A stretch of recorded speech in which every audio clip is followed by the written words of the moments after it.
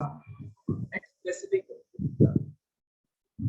है ना। Secondary objects में क्या था, ऑडिट हम क्यों करते हैं, बिकॉज हम जानना चाहते हैं, डिटेक्शन करना चाहते हैं, प्रिवेंशन करना चाहते हैं एरर्स एंड फ्रॉड्स। तो कह सकते हैं ना कि ऑडिट करने से हम एरर्स एंड फ्रॉड्स को डिटेक्ट कर सकते हैं और प्रिवेंट कर सकते हैं, तो इसका एडवांटेज हुआ ना, वरना ये गलतियां ढूंढेगा कौन। तो एडवांटेज क्या होगा, है ना, with the help of audit. ये आपको आगे का सेंटेंस लिख देना है, जो मेन चीज है मैं आपको लिखा देता हूँ, आगे पीछे का आपको लगा देने का, जो भी ए एंड डी आता है लगा देने का। मेन क्या है, आप डिटेक्शन कर सकते हो, डिटेक्शन एंड प्रिवेंशन कर सकते हैं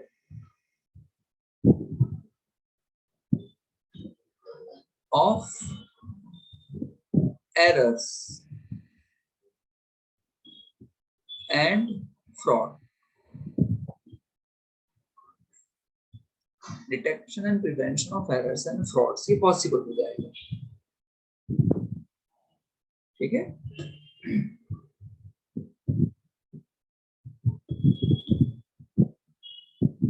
चलिए एक बात बताओ, आपको पैसे इन्वेस्ट करने हैं, किसी को भी पैसे इन्वेस्ट करने हैं, जिसको पैसे इन्वेस्ट करने हो, का तो वो शेयर होल्डर होता है, का तो वो डिबेंचर होल्डर होता है ना, का तो इक्विटी शेयर्स बाय करता है, का तो प्रेफरेंस शेयर्स बाय करता है, का तो डिबेंचर्स बाय करता है, का तो बॉन्ड्स बाय करता है। आप कौन सी कंपनी में पैसे इन्वेस्ट करना चाहोगे, उस कंपनी में जहां पे ऑडिट रेगुलरली हो रहा है, या वहां पे जहां पे ऑडिट नहीं हो रहा है।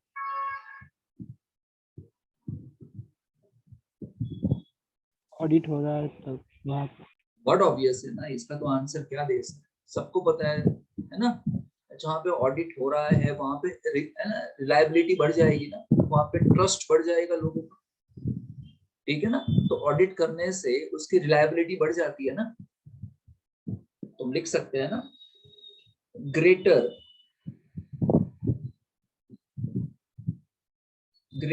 रिलायबिलिटी।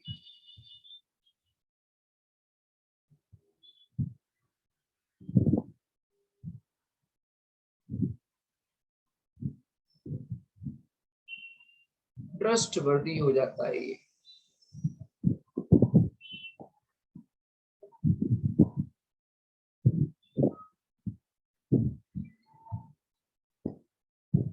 डन ना।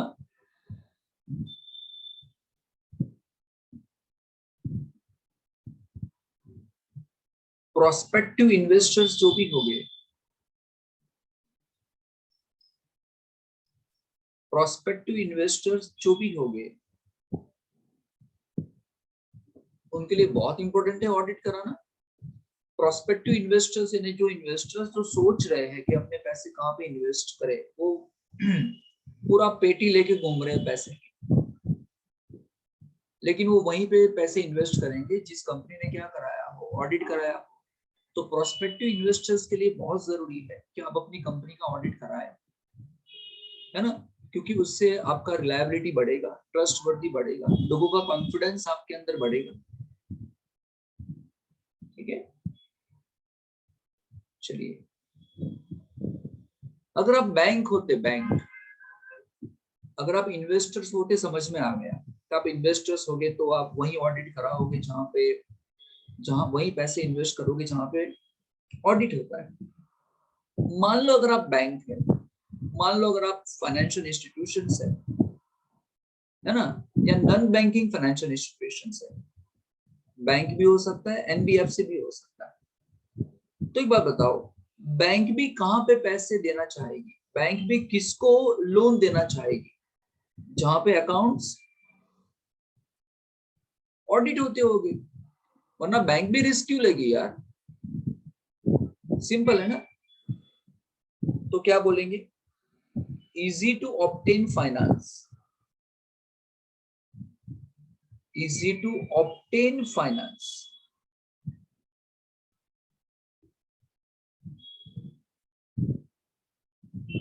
फाइनेंस ऑब्टेन करना बहुत इजी है। अब अब ये कोई भी फाइनेंस हो, इट मे बी कोई भी फाइनेंस हो सकता है, समझ रहे हो ना, मैं अलग इसमें डिटेल में नहीं जा रहा हूँ। It may be equity shares हो सकता है, it may be preference shares हो सकता है। आप एक्सप्लेन करो, डिबेंचर से फाइनेंस लेना है तो भी इजी हो जाता है। अगर आपको बैंक से फाइनेंस लेना है तो भी इजी हो जाता है ना। नॉन बैंकिंग फाइनेंशियल इंस्टीट्यूशन से फाइनेंस लेना है तो भी इजी हो जाता है। Easy to obtain finance. बोलिए।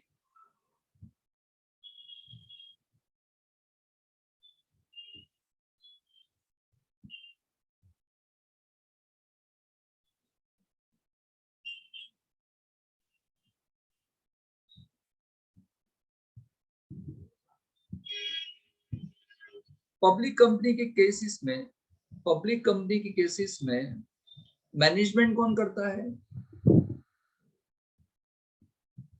एंड ओनर्स कौन है?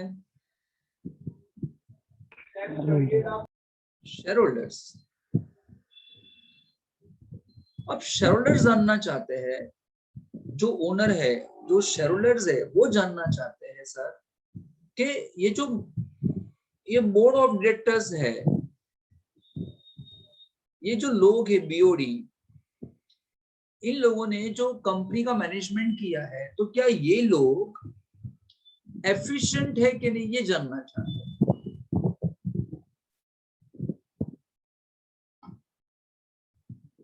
सही है ना, वो जानने की इच्छा होगी ना भाई, मालिक तो जानना चाहेगा कि जो मैनेजमेंट कर रहा है, जिसको मैंने रखा है वहां पे, वो एक्चुअली एफिशिएंट है कि नहीं यार। तो एफिशिएंसी कैसे पता चलती है? एफिशिएंसी पता चलती है प्रॉफिट जान के। जिस कंपनी का प्रॉफिट अच्छा होगा, ईयर बाय ईयर इंप्रूव करता होगा, है ना, वो कंपनी अच्छी। लेकिन इन लोगों ने जो प्रॉफिट दिखाया है, वो सही मायनों में सच्ची मुच्ची दिखाया है कि नहीं, किसको पता। वो तो अपने आप को एफिशिएंट दिखाने के लिए कुछ भी कर सकते थे अकाउंट्स के अंदर, इसीलिए ऑडिट करा देते हैं। ऑडिट कराने से क्या हो जाएगा, इन लोगों ने जो प्रॉफिट दिखाया है, इन लोगों ने जो लॉस दिखाया है, वो सच्ची मुच्ची हुआ है कि नहीं। तो शेयर होल्डर्स को एफिशिएंसी पता चल जाएगी। मतलब इसका पॉइंट क्या लिखेंगे? एफिशिएंट मैनेजमेंट है कि नहीं हम जान सकते हैं, ये इसका पॉइंट हो गया। मैनेजमेंट एफिशिएंट है कि नहीं जान सकते हैं। आपको इतना ही लिखना है बस। एक बार आपको पता चल जाए ना, एक बार पता चल जाए कि भाई आपका मैनेजमेंट एफिशिएंट है, तो फिर आपको ये पता चलेगा कि उनको कंटिन्यू करना है कि नहीं। पहली बात तो ये, क्या इस मैनेजमेंट की पैनल को कंटिन्यू करना है कि नहीं, उनको कितना रेम्यूनरेशन देना है, क्या उनको बढ़ा के देना है, किस तरीके से करना है। और अगर वो एफिशिएंट नहीं है तो बात ही खत्म हो जाती है ना। रेम्यूनरेशन देना है कि नहीं देना है, ये सब चीजें आप डिसाइड कर पाओगे अगर वो एफिशिएंट है कि। तो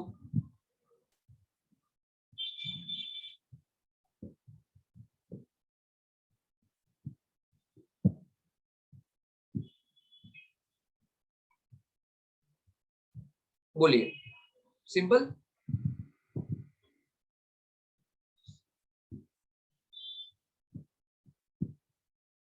कोई एक कंपनी है जिसका नाम है ए लिमिटेड, दूसरी कंपनी जिसका नाम है B limited.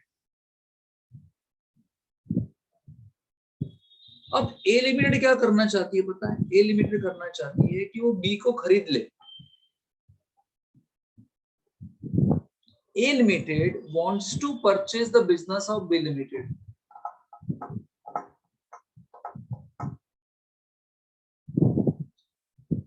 A Limited B Limited को परचेज करना चाहता है। तो पहली बात तो ये हो गई कि जब भी इस तरीके से परचेज होता है, टेक ओवर होते हैं या मर्जर्स होते हैं या एमालगमेशंस होते हैं, जब भी ऐसा कुछ होता है तो कंपनी क्या देखती है, सामने वाली कंपनी में ये देखती है कि भाई तेरे को मैं बाय कर रहा हूं, लेकिन क्या तेरे अकाउंट्स ऑडिटेड तो है कि नहीं। मैं तुझको बाई कर रहा हूं ना, तो तुझको देखने की जरूरत नहीं है कि मेरे अकाउंट ऑडिट है कि नहीं, मैं तुझे खरीद रहा हूं। तो जिस कंपनी को हम बाय करते हैं उस कंपनी के अकाउंट्स अगर ऑडिटेड है तो हमको ज्यादा ट्रस्ट आता है कि भाई इसका प्रॉफिट जो दिखाया होगा, उसके जो बुक्स ऑफ अकाउंट्स बताए हैं वो सही होंगे, उसको बाय कर सकते हैं, है ना। तो ऑडिट करने से क्या होता है सर? ऑडिट करने से ये होता है कि एमालगमेशन वाला प्रोसीजर, एमालगमेशन वाला प्रोसीजर, मर्जर वाला प्रोसीजर, है ना, एक्विजिशन वाला प्रोसीजर,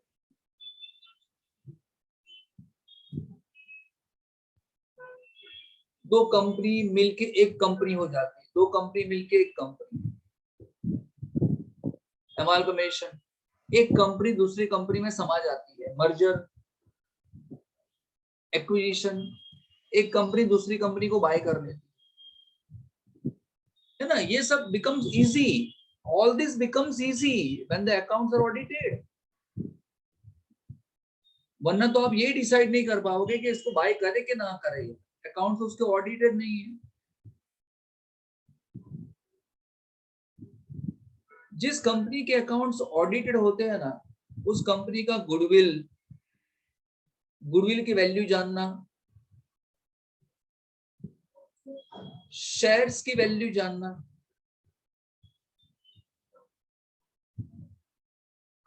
नेटवर्थ जानना,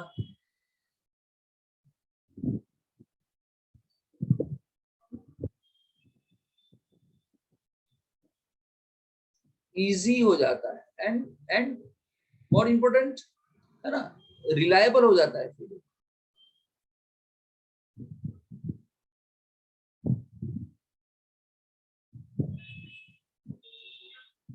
एक बात बताओ, किसी भी कंपनी की गुडविल किस पे डिपेंड करती है? बताओ, गुडविल किस पे डिपेंड करती है?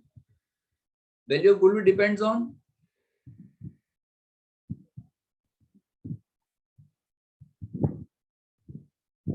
बोलिए स्कॉलर्स, किसी भी कंपनी की गुडविल किस पे डिपेंड करती है?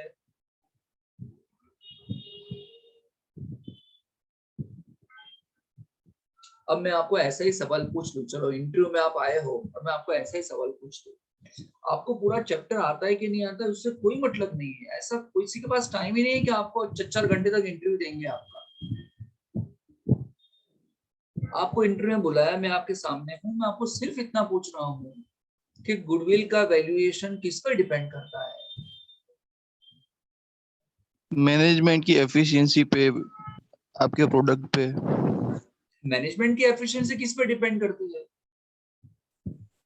आप ऐसा सवाल, ऐसा जवाब दोगे ना जिसमें 4 सवाल और खड़े हो जाएंगे तो आप और फंस जाओगे। इंटरव्यू के अंदर आपने ऐसा कोई जवाब दे दिया जिसमें 4 क्वेश्चन और खड़े हो जाएंगे तो आप और फंस जाओगे। वैल्यूएशन में गुडविल मैंने समझाया ना आपको सेकंड ईयर के अंदर। अब बताओ क्या करोगे फिर आप?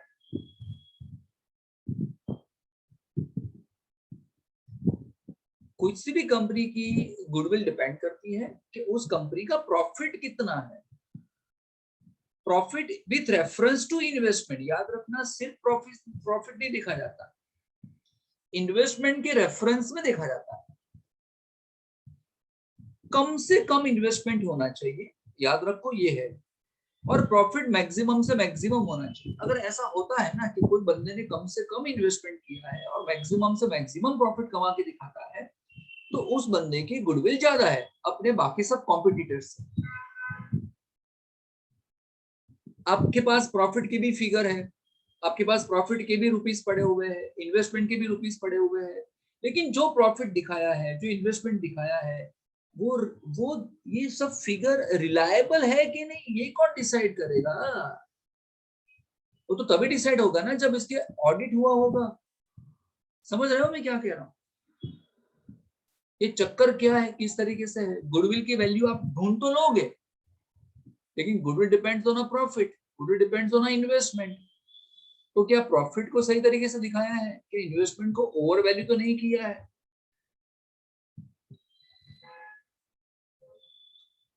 समझ रहे हो? हाँ सर।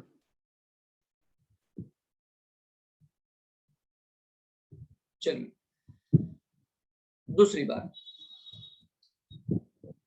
आपका बिजनेस है ये रहा, और इस बिजनेस में बोलो क्या, ये क्या है?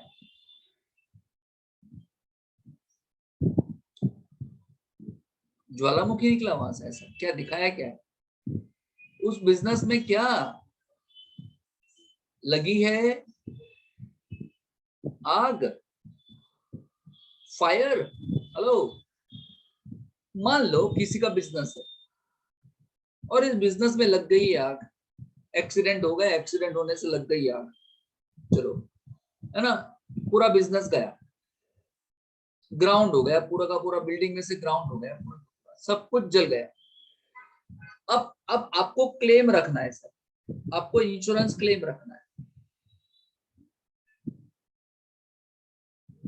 क्या रखना है आपको? Insurance claim. अब जरा बुद्धि चला के बताओ, इंश्योरेंस कंपनी इंश्योरेंस क्लेम के पैसे आपको देगी, लेकिन इंश्योरेंस कंपनी भी तो जानना चाहेगी ना कि आपने अपने अकाउंट्स ऑडिट कराए थे कि नहीं कराए थे। अगर आपने अकाउंट्स ऑडिट नहीं कराया है तो फिर वो ट्रस्ट नहीं रखेगी ज्यादा। पॉइंट ये है, मैं ये कहना चाहता हूं कि अगर आपको सेटलमेंट करना है, सेटलमेंट ऑफ इंश्योरेंस क्लेम करना है, तो ऑडिट अगर हुआ होगा ना तो सेटलमेंट फास्ट हो सकता है।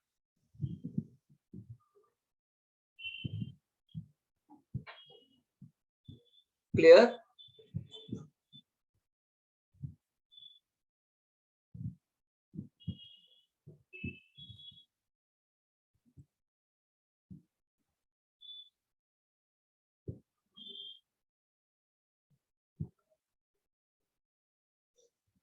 क्या ऑडिट करने से आपका कंपैरिजन इजी हो जाता है क्या? यस, कंपैरिजन इजी हो जाता है।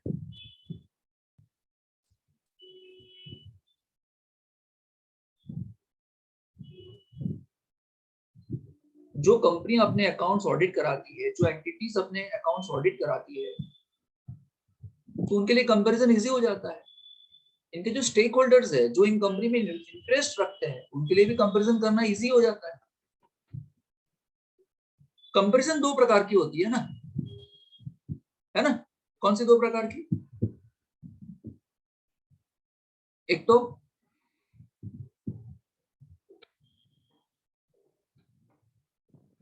एक तो इंटरनल और एक्सटर्नल। इंट्रा फर्म, और दूसरा इंटर फर्म।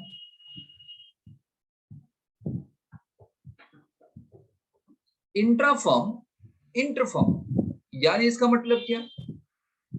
अपनी ही कंपैरिजन अपने साथ। इसका मतलब क्या? अपनी ही कंपैरिजन अपने साथ। और इंटर फर्म का मतलब क्या? अपनी कंपैरिजन दूसरों के साथ।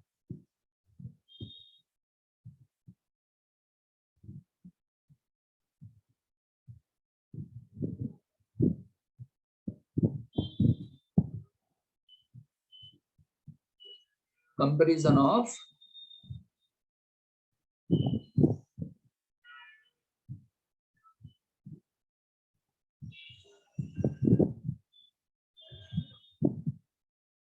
own comparison, यानी comparison of Reliance company with Reliance company, comparison of Reliance company with itself, comparison of one company with itself, comparison of one company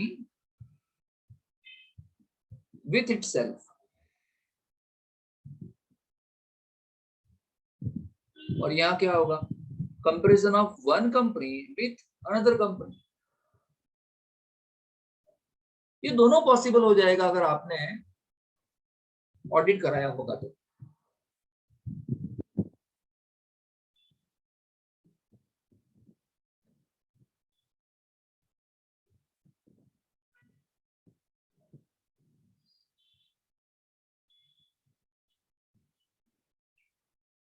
settlement of dispute,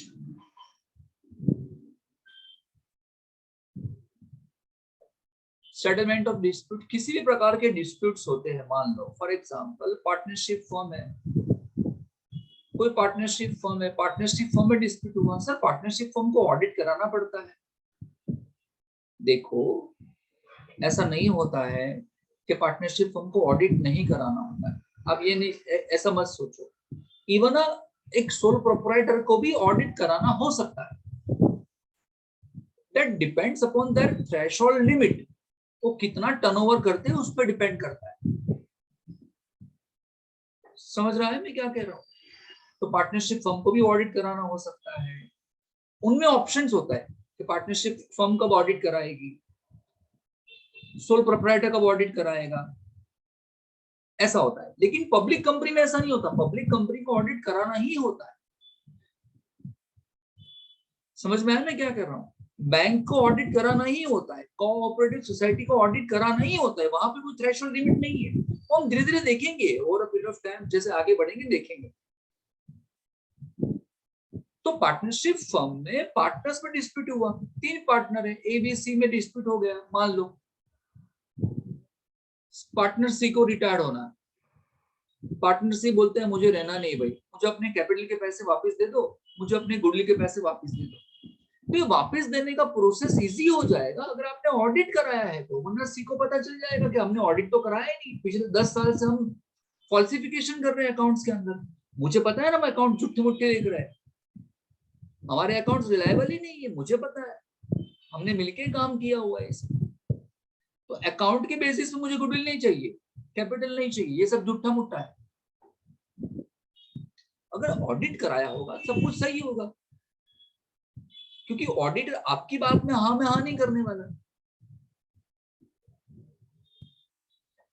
तो अगर डिस्प्यूट होता है पार्टनर्स के बीच में, तो दो partners, that dispute can be immediately solved and the accounts are audited, है ना? समझ में आया कि नहीं? मान लो अगर कंपनी के केसेस में कोई डिस्प्यूट हुआ, कंपनी के केसेस में डिस्प्यूट हुआ, आपका डिस्प्यूट हुआ इंश्योरेंस कंपनी के साथ, डिस्प्यूट हुआ आपका ट्रेड यूनियन के साथ, डिस्प्यूट हुआ इंश्योरेंस कंपनी जो हमने आगे देखा अभी, है ना? किसी थर्ड पार्टी के साथ आपका डिस्प्यूट हुआ, कोई भी हो सकता, मान लो गवर्नमेंट हो गया, चलो गवर्नमेंट के साथ डिस्प्यूट हुआ टैक्स को लेके, गवर्नमेंट बोल रही है आप टैक्स कम पे कर रहे हो, हम बोल रहे हैं हम रीजनेबली पे कर रहे हैं भाई, हमारे अकाउंट तो ऑडिटेड है, देखो आप चाहो तो इन्वेस्टिगेशन करा लो। ऑडिटेड अकाउंट्स का ऑडिट कराना, इसे बोलते हैं पीयर व्यू का, तो इन्वेस्टिगेशन। ऑडिटेड अकाउंट्स का भी ऑडिट होता है sir,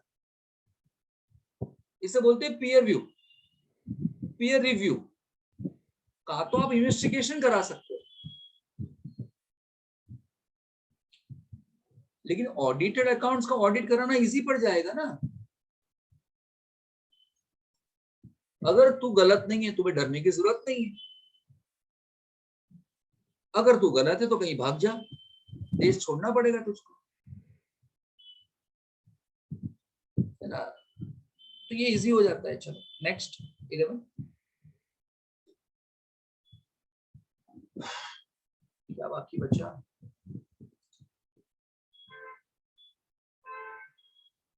week areas, weak area, sir इसका मतलब क्या? हम वीक एरिया पे फोकस कर सकते हैं ना। ये ऑडिट करने के बाद, ऑडिट हो जाने के बाद हम ऑडिटर से पूछेंगे ना कि भाई आपने ऑडिट किया तो क्या लगता है सर, हमारा इंटरनल कंट्रोल सिस्टम बराबर है क्या? आप समझ रहे हो ना मैं क्या कह रहा हूं? हम क्या पूछेंगे ऑडिटर को कि हमारा इंटरनल कंट्रोल सिस्टम तो बराबर है ना। हम ये पूछेंगे कि हमारा इंटरनल चेक सिस्टम तो बराबर है कि नहीं। अब जिस बंदे ने ऑडिट किया है आपकी कंपनी का, और जिस बंदे ने पिछले 30-35 सालों से ऑडिट करने का ही काम किया है, वो तो देख के पता कर लेगा कि यहाँ पे इंटरनल कंट्रोल सिस्टम वीक है कि स्ट्रॉन्ग है। Sir what do you mean by internal control system? Internal control system का मतलब सर एक लफ्ज में बताना हो तो कैसे बताओगे सर? जैसे कोई कंपनी है और उस कंपनी में से आप एक छोटी सी पिन भी नहीं चुरा सकते, पिन, सेफ्टी पिन भी नहीं चुरा सकते, भले आप कितने बड़े चोर क्यों ना हो, है ना? आपके चर्चे हो दुनिया में चोरी के नाम पे, लेकिन आप फिर भी एक पिन भी नहीं चुरा सकते। कंट्रोल सिस्टम ही ऐसी है सर। तू किसी ज्वेलरी शॉप में जा और वहां से छोटा सा ज्वेलरी का टुकड़ा चुरा के बता मुझे,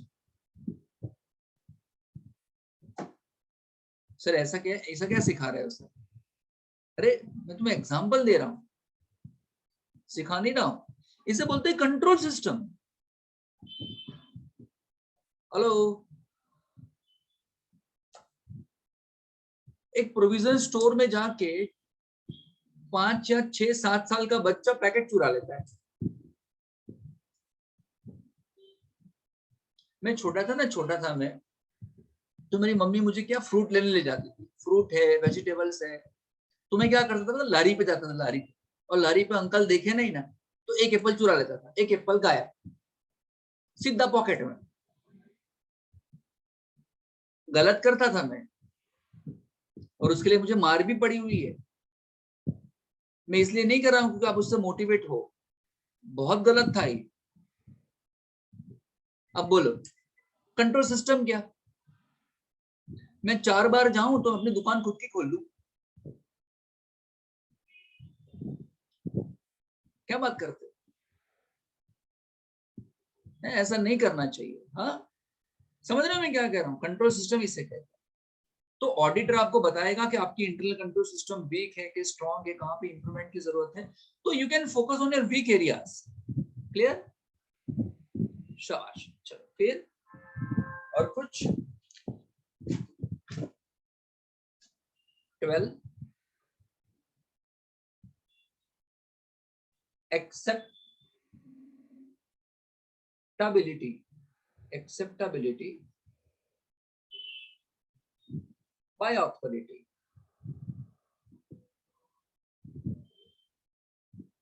acceptability by authority and reputation, last वाला point।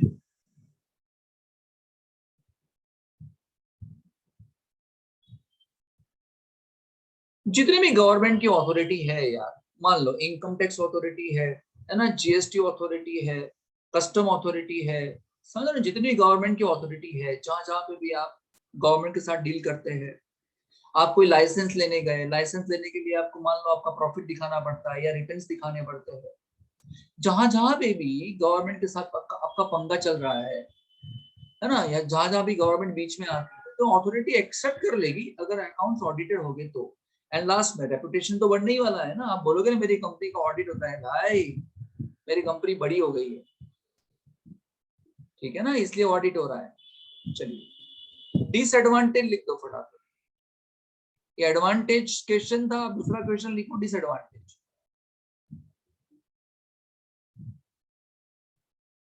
फर्स्ट, याद रखना मैनेजमेंट का इंफ्लुएंस तो रहता ही है।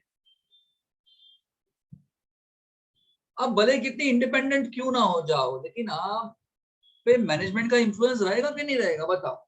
एक ऑडिटर की क्या मजाल मुकेश अंबानी के सामने कुछ बोलेगा? लगता है क्या बोल पाएगा? नहीं बाबा। अगर आप मान लो अगर आप बागी हो गए कंपनी में जाके, नहीं मैं तो सच है वही नहीं बोलूंगा, तो आप सच बोल के भी मुकेश का बिगाड़ नहीं सकते। Come on, be practical. लोग प्रैक्टिकल बन जाते थे, और थोड़ा बहुत तो मैनेजमेंट का इंफ्लुएंस रहेगा। 99% केसेस में रिपोर्ट जो बनाता है ना ऑडिटर, वो क्लीन रिपोर्ट ही होता है 99% केसेस में। कमाल हो गए यार। ये तो तभी पॉसिबल है जब मैनेजमेंट का इंफ्लुएंस हो। नेक्स्ट, टेस्ट चेक का मतलब क्या? ये पॉसिबल नहीं होता ऑडिटर के लिए कि जितने भी ट्रांजैक्शन हो सबके सब चेक करे। अरे डीमार्ट जैसी कंपनी में कितने ट्रांजैक्शन होते होंगे एक डीमार्ट में, तो इंडिया में कितने डिमांड होंगे? सबके सब थोड़ी चेक करने बैठेंगे, पागल नहीं हो जाएगा? सबने सब चेक करने बैठेंगे तो 10 साल के बाद ऑडिट करके निकलेगा। 1 साल का ऑडिट करने बैठा 10 साल लग जाएंगे। और इसीलिए टेस्ट चेक करना पड़ता है। टेस्ट चेक का मतलब क्या? 100 ट्रांजेक्शन में से 5 चेक किए, 95 ओके है, ऐसा। समझ रहे हो ना? हमें कोई मिठाई खरीदी तो हम क्या कहते हैं? हम मिठाई खरीदने क्या कहते हैं? अंकल जरा चखाओ ना, जरा टेस्ट कराओ ना, ऐसे बोलते हैं ना कि सब खा जाते हो। तो अगर टेस्ट करे बोलते ना, हाँ ठीक है चलो ये अच्छा है, तो एक काम करो 250 ग्राम किलो दे दो हमको, ऐसा ही कहते हो ना? टेस्ट चेक करते हो ना? एग्जैक्टली। थर्ड,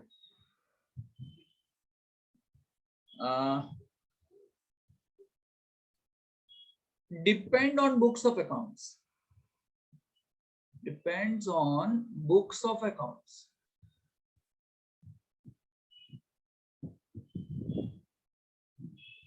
मतलब क्या? ऑडिटर को बुक्स ऑफ अकाउंट पे डिपेंड करना पड़ता है ना। ऑडिटर बुक्स ऑफ अकाउंट नहीं लिखता सर। बुक्स ऑफ अकाउंट पहले से लिखे हुए हैं, उसको वो ऑडिट करता है ना? तो अगर बुक्स ऑफ अकाउंट ही गलत बनाए हैं, वाउचर्स ही गलत बनाए हैं, मान लो बुक्स ऑफ अकाउंट चेक करने के लिए आपने क्या देखा? लेजर। लेजर देखने के क्या लिखा आपने? देखा आपने एंट्रीज देखी, और एंट्री देखने के क्या देखा आपने? वाउचर देखा। लेकिन वाउचर ही गलत होगा तो क्या करोगे?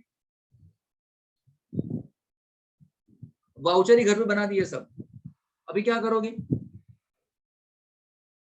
समझ में आ रहा है? तो ऑडिटर को बुक्स ऑफ अकाउंट पे डिपेंड करना पड़ता है, लेकिन बुक्स ऑफ अकाउंट अगर गलत हो गए तो रिपोर्ट भी गलत हो जाएगा। Fourth, smooth functioning. Smooth functioning, disturb मतलब क्या? एंड लास्ट में object not achieved. Object not achieved, चलिए फटाफट समझ लो। स्मूथ फंक्शनिंग डिस्टर्ब का मतलब क्या? 31 मार्च के बाद ऑडिट स्टार्ट हो जाएगा। ऑडिटर के लोग आएंगे, ऑडिटर का पूरा स्टाफ आएगा, है ना? 8-10 लोग आ जाएंगे आपकी कंपनी के अंदर, और आपको इतना परेशान कर देंगे, ये बुक्स लाओ, ये इन्फॉर्मेशन लाओ, ये एक्सप्लेनेशन लाओ, ये रिपोर्ट लाओ, ये डॉक्यूमेंट लाओ, ये एग्रीमेंट लाओ। आपको अपना काम ही नहीं करने देंगे सर। तो ऑडिटर के लोग आ जाएंगे ऑडिट करने के लिए, हमारे स्टाफ को डिस्टर्ब करेंगे, तो बेचारे वो काम करेंगे? काम कब करेंगे फिर? कुछ कंपनी में ऑडिट पूरे साल चलता रहता है, कंटिन्यूस ऑडिट होता है, पूरे साल चलाते ऑडिट। तो वीक में एक बार आ जाएगा ऑडिटर, 10 दिन में 2 दिन आ जाएगा, तो डिस्टर्ब कर देगा सबको। एंड लास्ट में ये सब गलतियों की वजह से हम ऑब्जेक्ट अचीव कर पाते नहीं है। ऑडिट के जो ऑब्जेक्टिव्स थे, डिटेक्शन, एरर्स एंड फ्रॉड, ये सब करना, ये हम नहीं कर पाते क्योंकि ऊपर सब गलतियां होती है। डिसएडवांटेज है। क्लियर?